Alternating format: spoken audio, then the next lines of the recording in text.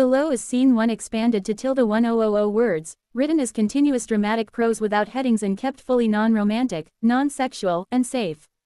The storm deepened as evening settled, a low growl of thunder rolling across the edges of the small suburban neighborhood. Rain hammered the windows in erratic rhythms, sometimes soft, sometimes like thrown gravel, and every now and then a flash of lightning illuminated the living room long enough for Daniel to see the trembling silhouette in the wheelchair. He pushed her slowly over the threshold, careful not to jostle her legs. Even though she could no longer feel them the way she once did, she still flinched every time the wheels bumped. Lena's breathing had grown shallow on the way in from the hallway. She was 27, pale from weeks of recovery, her black hair tied loosely because raising her arms above her shoulders still sent a sharp strain through her back. Half-paralyzed, the doctors called it. A temporary condition, they believed. The body needed time, the nerves needed rest, but trauma had a way of making time feel like a cruel enemy rather than a healer. "Is the heater too low?" Daniel asked as he guided her toward the sofa. His voice wasn't loud, it couldn't be. The storm outside was loud enough. Anything more than a gentle tone felt like it might shatter her already thin composure. She shook her head slowly. "It's not the cold." He noticed her fingers, thin, trembling, wrapped obsessively at the edges of the white medical cloth tied around her torso and lower body. A bandage, a protective dressing, something meant to help her heal. But she held it like it was the only thing keeping her safe. Daniel set the brakes on the wheelchair and crouched in front of her. "The doctor said we have to change the dressing tonight. If it stays on too long." Her reaction was immediate and desperate. "Please, don't take the cloth off." Her voice cracked and broke like something fragile falling from a great height. He froze, not because of her words, but because of the sheer terror in them. She looked like someone who had been told to stand at the edge of a cliff and step forward. He swallowed, lifting his hands in a calming gesture. "Hey," he murmured, "hey, it's okay. It's going to be quick.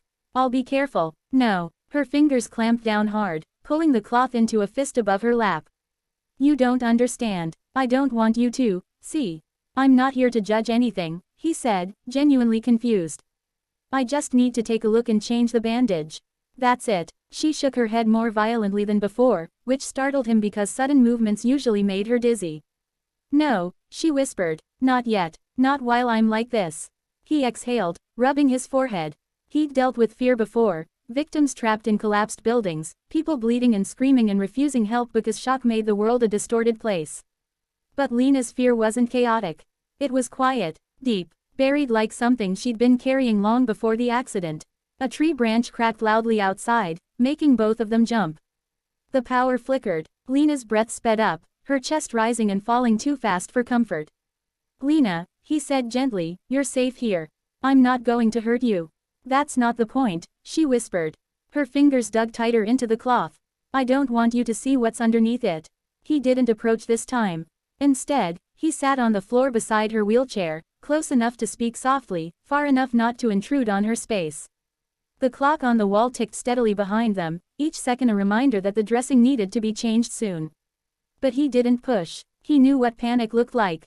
He knew forcing her would only make things worse. "You've handled worse pain than whatever the stitches look like," he said quietly, watching the rain blur the world outside the glass.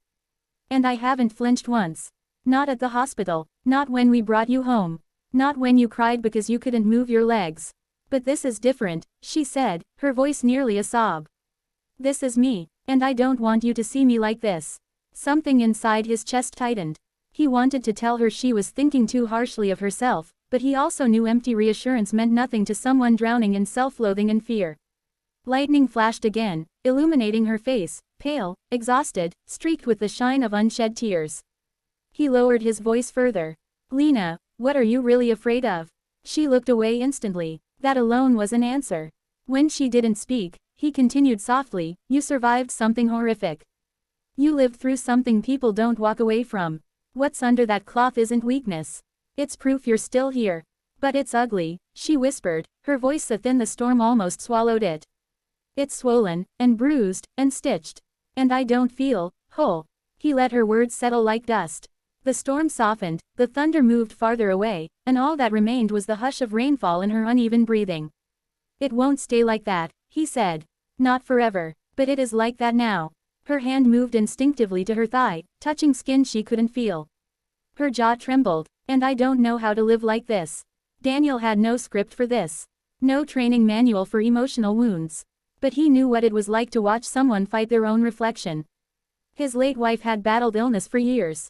He had seen fear. He had seen despair. And he had learned that sometimes, the strongest thing a person could do was simply show up and not leave. He reached out slowly, carefully, and rested his hand near hers, not touching, just close enough that she could if she wanted to. You don't have to hide from me, he said. Not from something like this. I do, she whispered. Because if you see everything I lost, I'm afraid you'll look at me differently. Her voice cracked on the last word. She tightened the cloth again, holding it like armor. And then she repeated, softer but more broken than before. Please, don't take the cloth off. Daniel's breath caught, not because he feared what was hidden, but because he finally understood something deeper. She wasn't resisting the medical procedure. She was resisting the shame she carried like a second skin. He nodded slowly. Okay, he whispered. Not yet. We'll go at your pace. Lena's shoulders shook, and this time she let the tears fall. The storm outside faded into a distant hum, but the one inside the room had only just begun to quiet. Daniel stayed by her side, understanding now that the battle she was fighting wasn't physical at all. And that terrified him more than anything he might see beneath the cloth. If you want, I can now expand scene 2 to 1,000 words as well. Here are beautiful, cinematic image prompts for both scenes, designed for high-quality illustration or AI image generation. Image prompt, Scene 1. A dim, storm-lit living room at dusk. Rain lashes against a wide window, lightning briefly illuminating the scene. A young adult woman sits in a wheelchair, pale and shaken, clutching a white medical cloth tightly around her lower body. Her expression is a mix of fear and vulnerability. A single father kneels beside her with gentle concern, keeping a respectful distance. Soft, warm lamplight contrasts with the cold blue stormlight. Shadows stretch across the wooden floor. The mood is emotional, intimate in a human, non-romantic way. Every detail feels real: wet window reflections, trembling hands, scattered medical supplies on a nearby table. Beautiful, cinematic lighting in a soft focus, painterly aesthetic. Image prompt, Scene 2. A calm nighttime living room with a warm amber lamp casting a soft glow. Rain has softened to a quiet drizzle outside the window. The injured young woman lies on a sofa, half propped by pillows, her expression filled with uncertainty and emotion. The single father sits beside her holding a medical report, shock and compassion on his face. She slowly lets go of the cloth covering her bandaged waist, revealing healing stitches, raw but human and hopeful. The atmosphere is tender, still, and deeply emotional. Gentle shadows, warm color palette, detailed facial expressions, soft cinematic style with realistic textures and a subtle sense of hope breaking through the darkness. If you'd like, I can also create character portraits, alternate style prompts: anime, hyperrealistic, painterly, watercolor, or full scene variants.